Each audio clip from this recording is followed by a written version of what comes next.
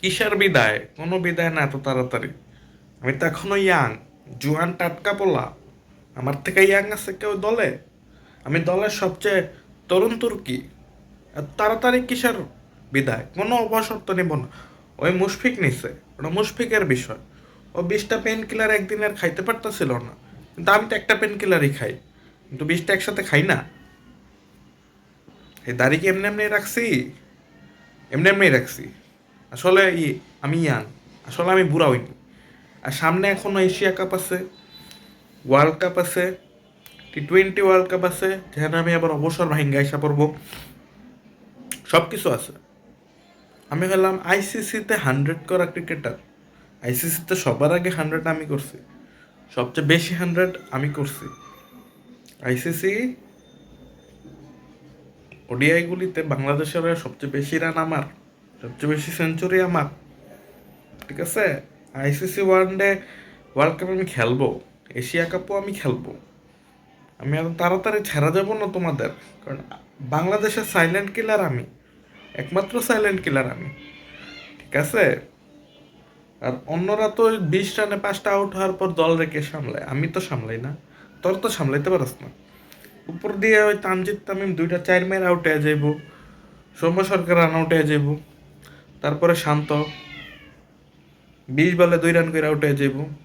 কিন্তু মুশফিক গেল গা। এখন হৃদয় 10 ম্যাচে একটা সেঞ্চুরি করবো, তারপরে 1000 ম্যাচের লাগা স্টার বয়। ঠিক আছে। তো হৃদয় বাদ। 5 নম্বরে জাকের আলী তিরিং বিরিং পিরিং তিরিং করে একটু নড়াচড়া করার পর একটু খেলবো। ওই খেললা বাচ্চা থাকবো। তারপরে তো লগে তো আমার থাকতে হইব, লগে আমার তো থাকতে হইব, অন্য কেউ তো থাকতে পারস না।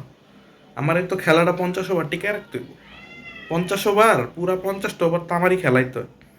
আমার স্ট্রাইক রেটগুলো যে কত কস, তোরা যে 5টা উইকেট হারাস 20 রানে, তারপর কি আর স্ট্রাইক রেটার। আমার তো এই খেলাটা 50 ওভারে নেওয়ার লাগে।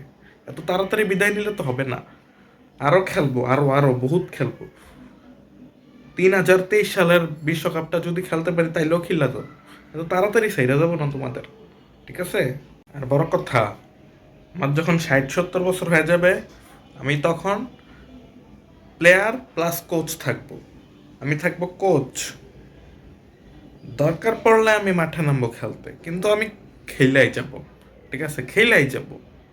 আমার ওই সেঞ্চুরিগুলির কথা তোরা সারা জীবন মনে রাখবি।